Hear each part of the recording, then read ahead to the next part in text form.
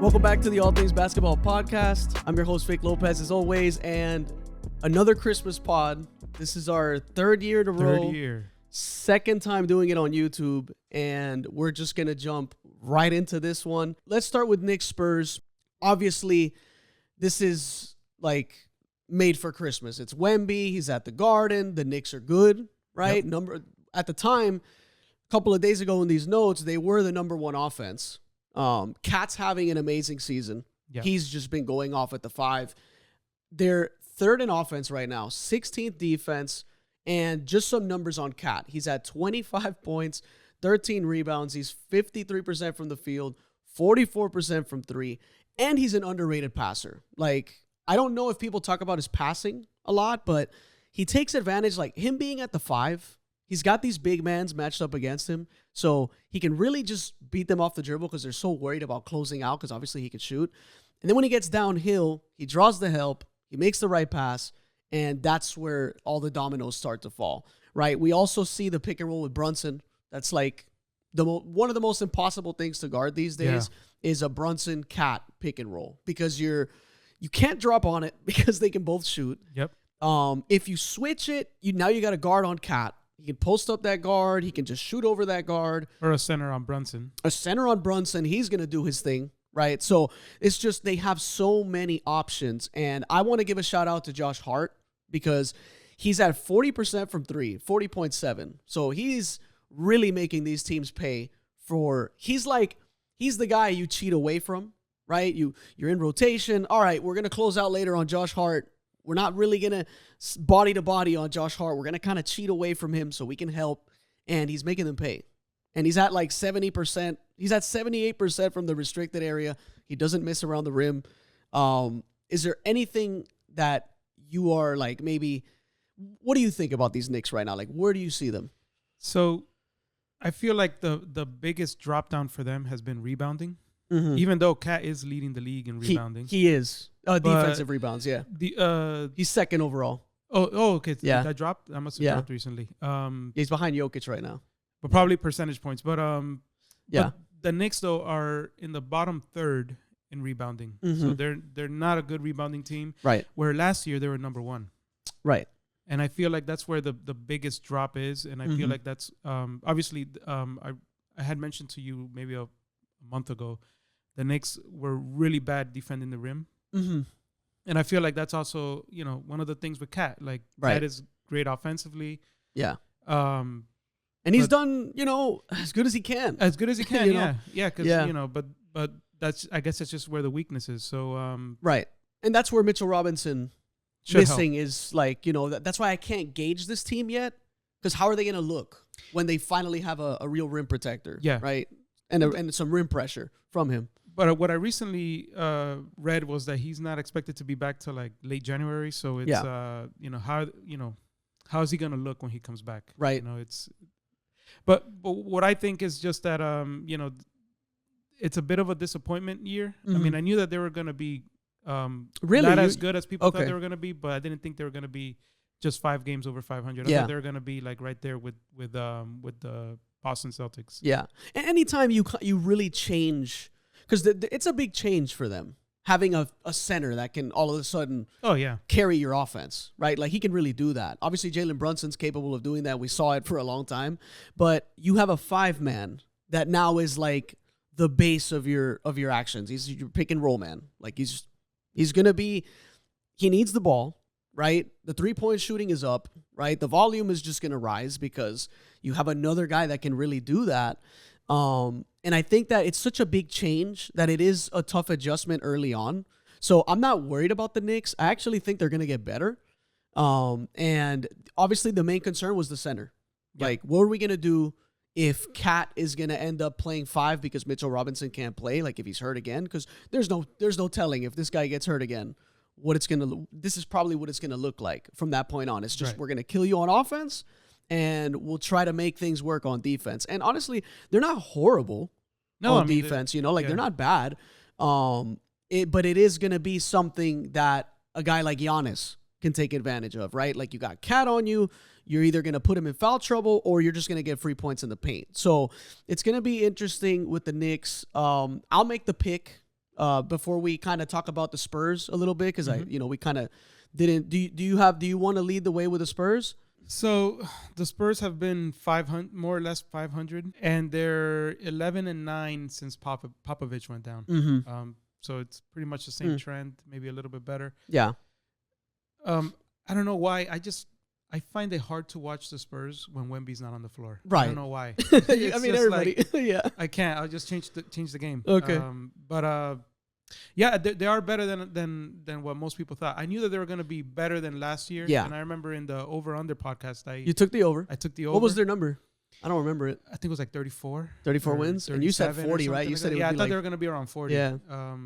So, and I think they're going to end the year not probably impossible. Right there. Like between 40, 42 games. Yeah.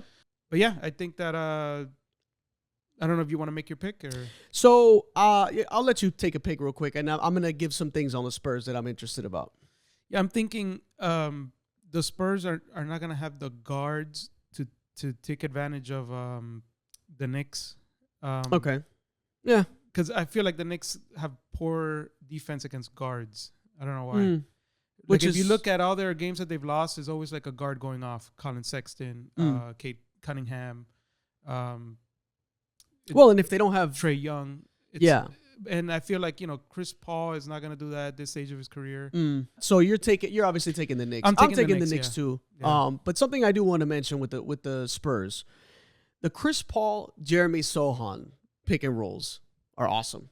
Like I'm watching this guy, Jeremy Sohan, man, like they tried him at point guard last year. Obviously it didn't work, but I feel like it did open a part of his game. Like it made him think the game a different way.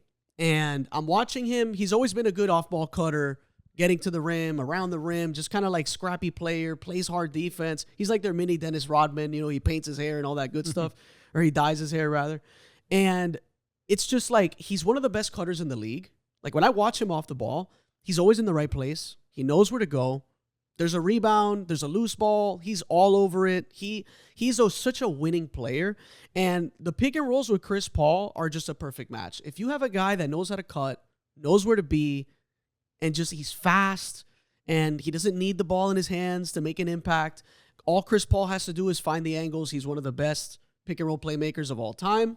And you have a guy that's like one of the best cutters of all time, in my opinion, Jeremy Sohan. That's maybe not praise. of all time, but obviously, like I'm getting excited about Jeremy Sohan. But he's a lot of fun to watch for a guy that isn't a shooter. He's not like this flashy player. I think he's a perfect match next to Chris Paul. They're playing him at power forward, so really interesting. 43% of his made field goals are from Chris Paul assists. Oh wow! So far, so that's 27 of his made field goals of the 63. Are from Chris Paul assists. I went back and I counted them little by little. And one more last thing. Obviously, Wemby's awesome. I don't think we have to spend too much time talking about Wemby. People do that enough. But rookie Stephon Castle, like, he's a prime example of you look at the stats and you're like, oh, this guy sucks. Like, you look at the splits, but then he's a guy that you got to watch him play. He makes winning plays. He plays hard on defense. He's very controlled. He just knows what to do. He plays kind of like a vet. Like he's just this, and that was something going into this draft that when the Spurs picked him, it was like everybody knew he was going to be a Spurs type of player. Has a lot of poise for a rookie. I'm impressed with Stephon Castle. And as a numbers guy like me, there's always more to it than what you're seeing. Because if you go look at the splits, like I said, they're not good. They're really bad, But again, it's just, you watch him play, you know he's going to be a good player. Yep. Very impressed with Stephon Castle. So I guess we both take the Knicks in this one. So let's move on to the next team. Mavs at T-Wolves. So I'll give you this one, and then I'll drop in when you got enough. The Timberwolves, obviously, after the Cat trade, they're not seeing the same success as last year. Right. Their defense is still solid, but it's not number one like it was last year. Still great. Their offense kind of fell off a cliff. Is it 20th in offense? And they just definitely underwhelming despite the good shooting year that Ant's having. Yeah. Somehow, some way, I feel like they just can't survive those minutes outside of Cat, Randall, and Rudy. Right. they're 5-5 the last 10. Yeah. Like Were you optimistic for this team after the trade? Like, did you think, okay, this might work? They get some toughness. I wasn't sure how to feel about it, but I kept listening to the pundits who kept saying that, maybe the Timberwolves the trade. Yeah, there was a little bit of that. I was thinking, could they be right? And then clearly not. Yeah, I never subscribed to that. I never liked it for the Timberwolves. I thought, and literally what I said was going to happen is what we're seeing, which is you got Julius Randle down there. You got Gobert down there. It's going to be a lot easier to defend the Timberwolves, in my opinion, because the spacing is a little wonky because you got both of those guys. They become easier to guard because Randle likes ISOs. He likes tough shots. He's not an efficient player. And when you got isolation guys next to you, your team just becomes easier to defend. Yep. Right? So many times Randle has it, he's holding it, he bumps into traffic, he keeps the ball, he's pump faking, he's doing nothing, and then sidestep long two, right? Or like a sidestep three, and it doesn't go in, or there's a shot clock violation. There's a lot of that going on with these Timberwolves. And I said that because of the spacing down there being rough, that Ant was probably going to be taking more threes because I don't see him getting to that rim, and he's actually getting to the free throw line less this season. If you go look at the numbers, he's getting there less. He's shooting amazing from three. He's still at like 42%. I'm not sure what the number is, but that's not the Ant that puts teams in serious pressure because he's not drawing fouls in that sense. So you're not really, it's less of Ant putting people in foul trouble. It's just, you're kind of leaving the game to chance, even though he's shooting it really well. But that's the part that I can't subscribe to. I don't think the Timberwolves are going to make a deep run this year. I'm not impressed with this team at all. They're right where I thought they'd be, to be honest. What are they, like almost, they're just barely above 500? Like what's their? Yeah, just like a couple games over. Yeah, so, they're still good on defense, right? You got Jaden McDaniels, you got Gobert. Randall's tough. He's not a lockdown defender, but he's a tough guy. Ant obviously locks up. You got Nickeil Alexander-Walker. So you got defenders, but it's just not, just not for me. I don't think this is not the team that I enjoy watching from last year.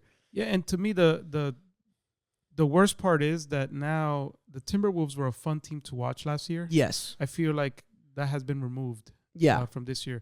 Obviously, Ant is a great player. But in my opinion, being a little bit older, than probably your listeners are. I'm not a huge fan of all the 3-pointers. Okay. So okay. Even if he's at 42%. I mean, he's shooting great. It's lights out. But then you don't get to see see those highlight plays as much anymore. You don't get to see those posters, the fancy footwork, middies. Like you're not seeing that anymore. Yeah. It's becoming very one-dimensional almost. Yeah. He's becoming like a very modern style type of guard, right? Where he's like threes and layups, but it's like I said, when you do that, you bail out the opposing team because, yes, you're shooting it at 42%, but again, you're not drawing fouls. Yep. So you're not really putting a lot of rim pressure on this team. And Ant becomes easier to guard. He's great. He's still going to get his points. He's still going to be good, but he does become easier to defend because he's shooting more, And it's not really his fault. Like you mentioned earlier, there's just not as much space anymore. Yeah. So Mike Conley's older, right? Like can't expect a lot from him at this point. I mean, what's there to say about the Mavs? They're not having a bad year actually. They're not. They got off to a bumpy start though. Yeah, their defense is not bad. It's 11th. Okay. They definitely still have a top 5 offense, which is great. Yeah. Same formula, 1-5 pick and roll. Yeah, right? That doesn't. You got Derek Lively, fail. You got Gafford, you got Clay, right? He's not like this like human torch, right? Lighting up the league. Right. But he is still right now. He's at 37% right now. Yep. So I think that if you're at 37%, even if it's 37, 38, it's Klay Thompson, right? Like it's better than a Derrick Jones Jr. standing in the corner. Yeah, open. It's on high amounts for sure. Yeah. And then the difficulty is not exactly completely wide open. Yeah. Because people will respect his shot. They're gonna respect it. Yeah, and that clears the lanes for guys. Like if you're gonna play the Klay Thompson's washed game as a defense, that still puts fear in your heart to leave Klay Thompson open. Yeah. So it's really not an option, right? Like this is not a guy you want to leave open regardless. Yeah. So he can get hot at any moment. We know that he's not gonna lose confidence. So I don't know, like I think he's fine. Like, he doesn't have to be A+ Klay Thompson. I feel like if they just get a B+, like regular B version of Klay Thompson, where he's at like what he's at right now, 37%, I think it's more than enough. Because you're still gonna get Luka, obviously doing his thing. He's gonna find guys. You still got Lively, Gafford. PJ Washington is a problem for a lot of teams because he's sizable. He locks up. He can score too. Yep. You know, so it's like the same formula. You just kind of have a little bit more shooting around them now at this point. So I think it's going to be like a Mavs OKC conference finals. Like, I think that's probably what we're going to see. Oh, wow. Okay. Yeah, and I'm all in on OKC. Like, this team, it's the best defense I've ever seen up to this point. And down the line, I'll do a pod on OKC because it's just so impressive what they're doing. But I'm going to take the Mavs in this game. I think that you bank on Luka on Christmas. He cooks on that day. We know that. Kyrie, right? If he's available, if Luka's available, like I feel more confident with a team that knows its formula versus the T-Wolves still trying to kind of figure things out, you know? And it's at Dallas, right? Or is this at Minnesota? This game's at Dallas. At Dallas. So banking on that as well. So I'll take the Mavs over the T-Wolves. So the Dallas won the previous matchup this year. Mm-hmm. But with all that on paper, everything tells me the Mavericks should win. Mm-hmm. But I don't know why I have a feeling about the Timberwolves and Ant having a big game. On the road. Okay. Yeah. Okay. So I think I'm going to go you're with going T-Wolves. I'm going to go with the Timberwolves. Cool. So let's go to the disappointing game of this whole thing. And it's really not the NBA's fault. You know, we got Paul George just missing a ton of games. You got Embiid, obviously, no back-to-backs, and he just got hurt again. Yep. Hurt his face. So this one, I don't think we should spend much time on this one. It was a major letdown of a Christmas game, like, schedule for us. Unfortunately, that's going to be one where we're just like, you know, I wish they could swap the time. Yeah, I wish they had like a flex. Yeah, like a flex time and just be like, okay, that'll be the 10:30 one. You guys can just go to sleep. You know, Jared McCain, awesome, right? Good rookie. He's probably going to win Rookie of the Year. He's looking really good. Yeah. I like Jalen Wells from the Memphis Grizzlies, but yeah, man, just the Celtics, like, what is there to talk about, right? Like, this team, you want to watch them on Christmas, of course. They're the best team in basketball. Yep. You could argue that. You know, second in offense, ninth defense, and the bulk of that sample is without Porzingis. Yeah. So, I mean, like, if you're an opponent watching them in their conference, you're like, what are we going to do about these guys? Exactly. You know, like, with 51 threes a game, no one comes close to that. The next team, I think, is like the Bulls. They're shooting like 43 or 42 of them. And the Celtics don't make them at like a perfect rate. They're at like 37% right now from three. Yeah. But when you're taking 51 and you're making them at that clip, you're going to be in a good place. And they lock up on defense. You know, we know everything about these Celtics. Is there anything you want to mention about this, about either team or maybe? Yeah. So I kind of went back to see what were the games that Boston lost this year. Mm-hmm. And I think except for one, there was a Hawks one, right? Every single game except for like I can't remember which one it was, but there was a key player missing. Right. And I mean, aside from Porzingis, like Tatum. Yeah, like Tatum or Brown, or right? Brown will be out, or Derek White or Drew Holiday will be out. Like it was something like that. The starting lineup wasn't complete. Porzingis is he came back and he looks great. He looks awesome. Plus 46 in 6 games. Yeah, and then you get a guy off the bench like Peyton Pritchard.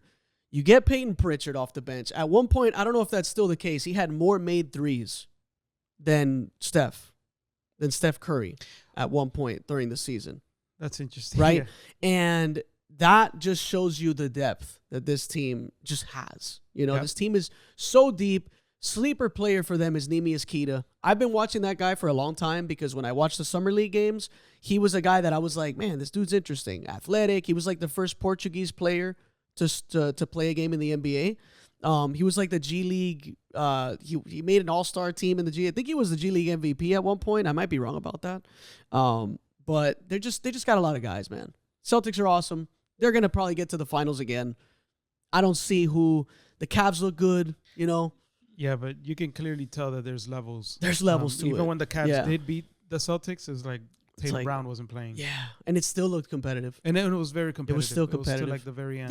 Yeah. Something real quick about the Sixers. Sure. I put down in my notes that PG, Maxey, and Embiid are all shooting 41% or lower. Yeah. hard to gauge PG and Embiid because when you're in and out of lineups like that, it's hard to find a groove. And then Maxey, we know what the sample is when there's no Embiid, no PG, or no, when there was no Harden, no Embiid. He's able to do it, but it's hard. Yeah. It's hard because now the league knows you are that guy. Like he's a tough player, Like we know he's skilled, we know he's good, he's a rising star. There was always that Tyler Hero or Maxey conversation. I like Maxey more, but Hero's having a way better season right now. Yep. But the book is out on him. You know what I mean? Like the jury's out on Embiid now. Like I don't know what's gonna happen after this year. Because this is a Sixers fan's worst nightmare. This team is cursed. Oh yeah, this team is cursed. So we can move on. Yeah, right? we can move on. Cool. Lakers at Warriors. Lakers. Everything gets compared to Darvin Ham. We knew that was going to happen. They get off to a good start. Yep. And then the narrative is JJ Redick's a mastermind. The Lakers were a mess because of Darvin Ham. And now they look horrendous. The trade talks are all over the place. If you go to like online trade machine websites, Laker players are like in the top 10 of like most traded, like attempted trades online. So the fans are obviously panicking. Everyone's panicking. The finger's back on Rob Pelinka and the front office, right? LeBron's old, but, his shooting has just, like, the threes completely abandoned. He's at, like, 20-something% from three. He's had a rough go of that. Anthony Davis, the three, it left him years ago. I don't know what happened to that. And then at this point, you're just like, the roster's just bad, man. Like, it's poor construction. Yeah. I was never a fan of Darvin Ham. I will die on that hill. I don't think he was a good coach, but it's clear that the roster is just ridiculously flawed. It just is. They can't guard anyone. And if you don't have guys that can defend to kind of like show some resistance to help LeBron at the age that he is, it's going to be rough. Yeah. And if you're not making guys pay from three, like if you go to the last 10 games, they're 26th in offense. They're 25th in defense. That's their last 10 games. They almost lost to the Jazz. They got blown out by Minnesota and the Heat. They lost to the Hawks in overtime. The Hawks are a scrappy team, Dyson Daniels, and, we know the great season he's having. Yep. And then they finally get the win against the Blazers, but the sky's falling for this team. Like, I don't know what's going to happen with these guys. There's, like, LeBron trade rumors, right? But now he's taking an absence from the team, so who knows how long that's going to... Yeah, right. And that's another thing. Cool. And that's another thing that, that's also part of this whole conversation. Like, it's just, there's so much up in the air with this team. I feel like this team can never escape the drama. It's the Lakers. They're always going to be on TV. Yeah. What do you see about this team? Do you think they can right the ship? Is there anything they can do, like moves? What do you see? Like, I don't see how they fix this. Yeah, it's tough because they don't have any assets. I mean, they have the 29. Well, they have assets. They just refuse to because Austin Reeves, do you trade him? He's a valuable player, in my opinion. His value has gone down significantly, I feel. It has, but the roster around these guys is really bad. So, I feel like he does have, he's shown flashes that he can be a really good player. Of all the role players, you would think he's probably the guy that if you had to take a role player Laker, who else would you take? D'Lo? Yeah, D'Lo.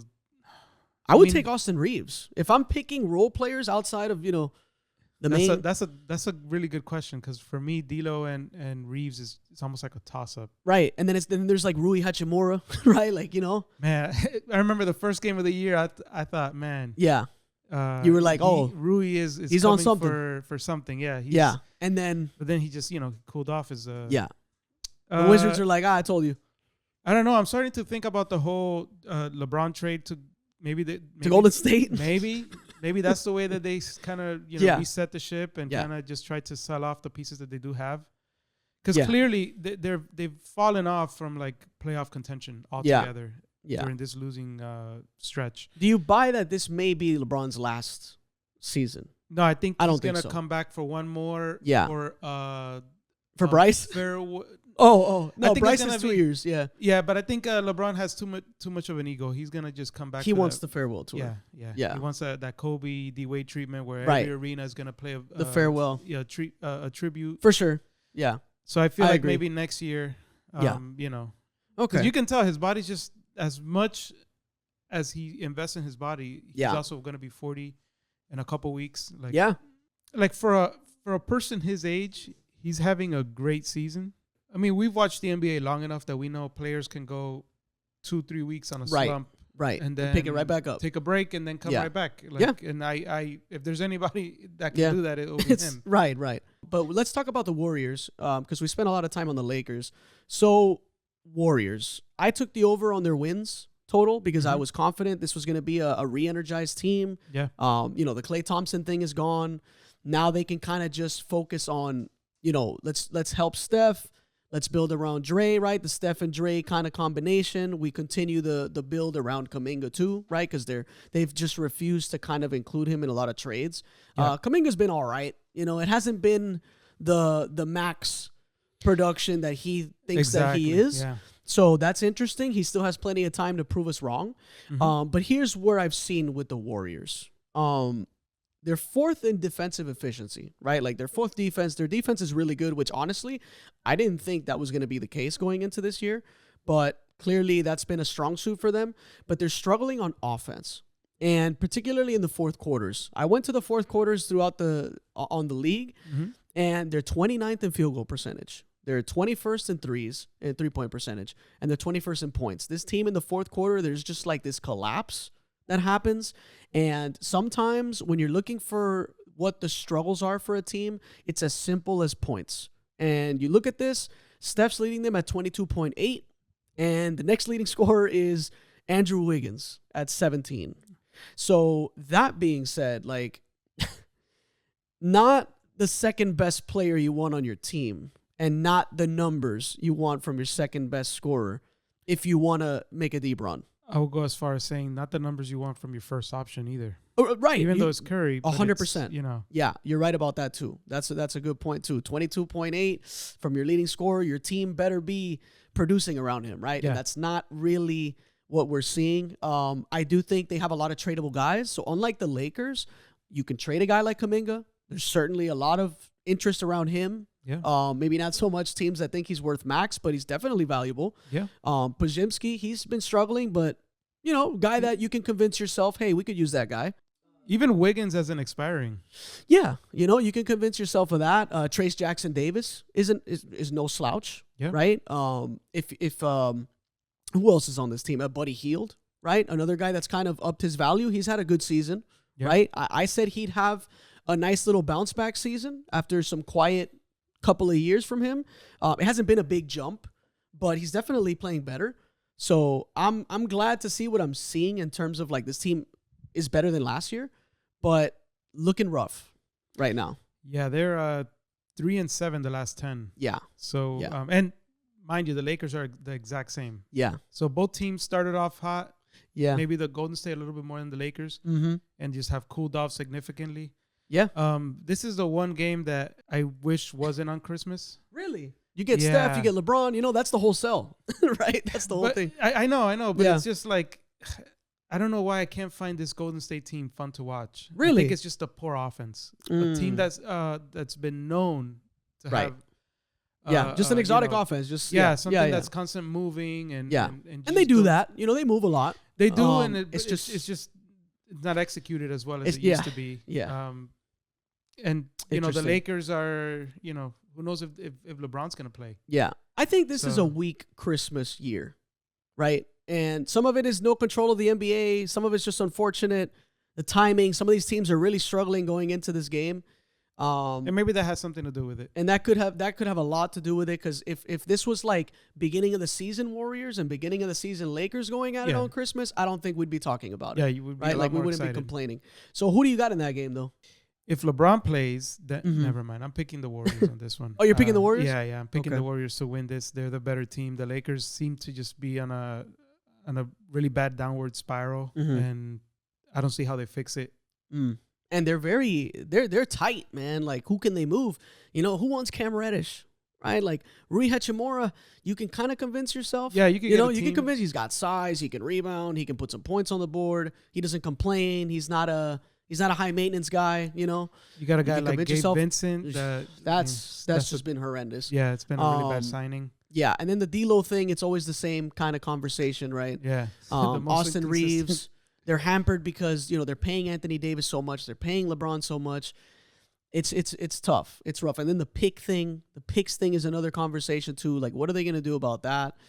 It's bad times. It's bad times. I'm going to go, I want to pick the Lakers just because, like, they have the formula to really make it problematic for the Warriors. Like, they've defended the paint well. Like, the Warriors defense is good, but I think a guy like Anthony Davis and a guy like LeBron, they really get a lot against these guys. Like, they just do. Mm-hmm. They can cause a lot of problems. But you're right. Like, if I had to say who the better team is right now, I would say the Warriors. So this game is at Golden State, right? It should be. Yeah, it's at Golden State. I'm going to go Warriors. Okay. I think because at least the Warriors have an identity somewhat in terms of, hey, we're going to defend. Like, at least we can bank on defense, right? We got Steph, who can still go off just like anyone can. And all it takes is maybe a couple of extra other guys to show up, and they're at home. So I like it. I like the Warriors. I'll pick them as well, so we're even on that one. Nuggets versus Suns. This is the last game of the slate. 10:30 p.m. is always the rough game to watch. Hard to get, on Christmas. You've had eggnog, you've been drinking, you're tired, whatever. It's just like it's a tough sell. Yeah, a 10:30 p.m. game anywhere you slice it, right? Yep. You can go ahead first. I'll build on that. So the Suns are not to keep running numbers on the pod, but they're 3-7. Another team that's 3-7 the last 10.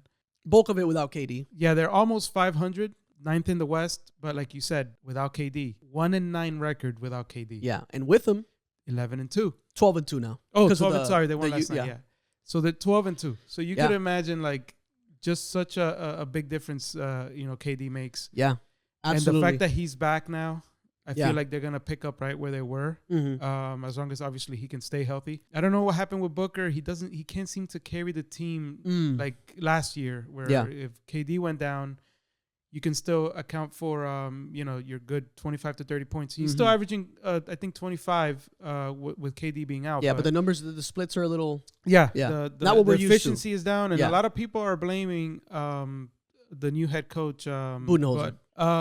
Because they're saying that they're kind of making him like essentially a 3-pointer layup, threes and layups kind of guy, and his game is the midi. And he's the midi. He's one of the best mid-range players in the league. So the fact that you got that going on, Beal is not giving them anything. Yeah. Negative 45 in 15 games. Like, Jesus. Yeah. For a guy that's making 40-something million, 40 million, that no trade clause. No trade clause, yeah. Booker's not that much better. He's negative 43. Yeah. But obviously, a lot of those games are without KD. Yeah. I think that, but like I said, I think once KD comes right back, he is back as of yesterday. They're going to get back on the winning streak. And I think. Hopefully. Yeah. Yeah. Okay. So you gave me the Suns part of it. And look, man, like I got some things on the Suns. They were 25th in three-pointers attempted last year. And that was my biggest complaint about the Suns. It was their lack of volume from three. Because clearly they shot it well. They were at 38% last year. That's a good number for a team shooting threes. It's not bad. So this year, they're 8th in three-pointers attempted. And that's a Budenholzer clear change in strategy. He loves threes, right? He's an analytical guy, loves the threes. And I think that raises the ceiling of this team because you got a guy like Grayson Allen. Obviously, you got KD. Devin Booker can make threes, obviously. We know that. Bradley Beal, he can do it as well. I never considered him this sniper, from three, but he can do it. They have guys that can make threes. So clearly upping the volume makes sense to me. So credit to them for that. And like you said, KD, he played in 14 games. They're 12-2 with him now. And I just want to say, like, KD, he comes back and he drops 30. 12 for 12 from the free throw line against the Jazz. Amazing. Like nothing happened. Like he didn't miss any time at all. And just watching him shoot over Larry Markkinen, watching him shoot over Walker Kessler. Like these are guys, these are big, tall dudes. And he's turning around, free shots, easy. It looks so calm. It always looks so easy for KD. It never gets old for me watching this guy play. It's amazing to watch him just score the ball. Like it's crazy. It's crazy how good KD really is. Shout out to him, man. I don't know how old he is now. He's 38. He's a year older than me, I think. So he's 36. He's 30. Oh, he's 36. Okay. Yeah. For some reason, I always thought he was like 38 years old. But you're right. Actually, no, he can't be because he was. Yeah. He was in the 08, 07 class. Right. But nonetheless, he's had some really bad injuries, and he comes through, and he's still the best player on the floor. Unbelievable. You know. So shout out to him, man. Shout out to Devin. He's been available. You know, that's something that's hampered him too, like the injury stuff. He's played all 24 of their games. Yep. He's, tried to do his best kind of shouldering the load. It's been rough. He's been struggling. Tyus Jones, he's been great for them, shooting it well, playing well. I thought it was a good addition when they signed him. Yeah. And for the minimum too, which is for insane. Sure. Okay, so the Nuggets side of things to end this. Yep. There's another controversial MVP conversation, and it's obviously involving Jokic. The wins versus the single player production thing. That's like that conversation with the MVP has just stood the test of time. Like it's always been the same conversation. To me, Jokic is the best player in the league. Yeah. And it's not close. It's not close. He's second in points. He's second in rebounds. He's second in assists. He's second in 3-point percentage. No other player is even in the top 5 of all those categories. And he's in the top 2 in all 4 of them. Like this guy, if you look at the on-off court numbers, they're 123 offensive rating with him on the floor, which would make them number 1 in the league. And when he's off the floor, they have a 95.8 offensive rating. What does that mean? That's the worst offensive rating since the 2014 Sixers. Wow. They were 18-64 that year. So just for some context. The Nuggets are horrendous without Jokic. We've known this for a couple of years now. They're in such a weird place. And it's crazy how fast the league moves because 2 years ago, they're this juggernaut, beautiful basketball, exotic offense, unstoppable. Perfect starting 5. Perfect starting 5. You get just enough out of that second unit. And then now there's trade talks. The fans are turning on Jamal Murray because he's not having a good season. That loss to the Wizards was horrendous. I watched it this morning just because I wanted to kind of see what was up. No Aaron Gordon, no Jamal Murray, but you can't lose to the Wizards. You got 56, 16, and 8 from Jokic, dude. Insane. Like, this guy, man, like, it never gets old watching Jokic. He has all the answers to the test, but you're taking his pencil away from him. In a way, like, you know what I mean? Maybe not the pencil, but I guess I guess his test maybe never gets submitted. Yeah. I don't know what I can tell you with that one. I was trying to go somewhere with it, but shout out to Aaron Gordon, man. Like, this team needs the 3-point shooting, and he's at 47% from 3, 36 threes, not many, but definitely that's where if he's making them, even if he's like at 37, 38, you're winning with that. 80% from the free throw line. That's a career high right now. You got Christian Brown. He's shooting it well. This team's playing with a higher pace, way higher pace. You look at the numbers. They're 26th in pace last year. They were 17th in fast break points last year. This season, they're 5th in pace and they're 1st in fast break points, which is really interesting. Obviously, you add Westbrook to the mix. A lot more younger players are playing now in the rotation. They're kind of trying to get some help in that sense. So, I'm reading a lot about the Nuggets fans. They're like out on Jamal Murray. Some of them are even saying they'd rather have Russ starting. Wow. And they say this because Russ is 2 years, $6 million. And hey, man, look, the shooting numbers are bad, right? Like if you go look at Russ's splits, they're terrible. But he's got some 12 assist games. He gets guys involved. He picks up the pace. He gives them like an attitude, an energy, a life kind of gets injected into this team, which is something that we all probably expected. The only problem is that whenever Westbrook is on the floor, the Nuggets are bad. Right. And that's the problem. And it could be, people were anticipating this when they first signed Russ. But they're arguing that if you could have Russ for 2 years, $6 million, or this Jamal Murray for 4 years, $200, that's where that conversation is going. Yeah, obviously. When it's you're like, paying what do we do? $200 for a guy that's not giving, any. He's rough, man. He's playing really rough. He's struggling, and I was early on that. Like, I remember last year talking to you about Jamal Murray, about me saying, I wonder how much longer he's got in the tank because he's had some serious injuries. he's not this like explosive guard either. Like he plays with his back to the basket. He likes to he's post. very shifty. Yeah, but he's like also just like he plays with his pace, you know? And I feel also like something to say for Jamal Murray is that he's always averaged around like 22 points per game. Yeah. During the regular season. What is he now? 18? 17? Yeah. But during the playoffs is when when you pay him for the playoffs. Like right. He'll go ahead and become a top tier player. Yeah. I don't know if he has that anymore because I mean, you look at the Olympics and that's actually it started before the Olympics. Really, he was having a terrible playoffs. Right. And then that carried over to the Olympics, and then that appears to have carried over to the season. And he's also so inconsistent. Like that's something he's always been that way though. Yeah. Like, to me, like he's always been inconsistent to me. Like when I watch him, he'll go off. He'll drop 40, or he'll have a terrible game, or he'll score like 7. Yeah. One thing for sure, he's a really good passer, good playmaker. A lot of the assists are just dump offs to Jokic, in that 2-man game. So you're gonna rack up a lot of them. But definitely a part of his game that's still valuable.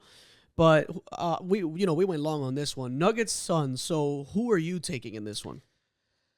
Now that KD is back, I'm taking the Suns. Taking the Suns. This is at Phoenix. Yep. So good pick. I'm gonna go Nuggets. I like Jokic versus them. I just do. I think he's gonna cause an insane amount of problems, and all he needs is just a little bit of help. And the Nuggets are dangerous. Like they just are. So. I would have gone with that train of thought, except that this year, for whatever reason, we just kind of went over the reasons. Jokic can give you everything, and it's still not enough. Yeah, and I feel like that's what's probably going to happen. He's probably going to go off for something crazy, 40, 12, and 15 or whatever. Yeah, and they'll just still come up short because nobody else will provide them that oomph. That another offensive punch. No, that makes sense. And you're right. You get those crazy games from Jokic. They end up in losses. And you're like, man, what else can he do? And he's not the type to it doesn't look like he's the type to like out or anything. No, not at all. I mean, he sees this as a job. He's just like, whatever. All right. And he's in a perfect place, man. He's in Denver. He's not in LA.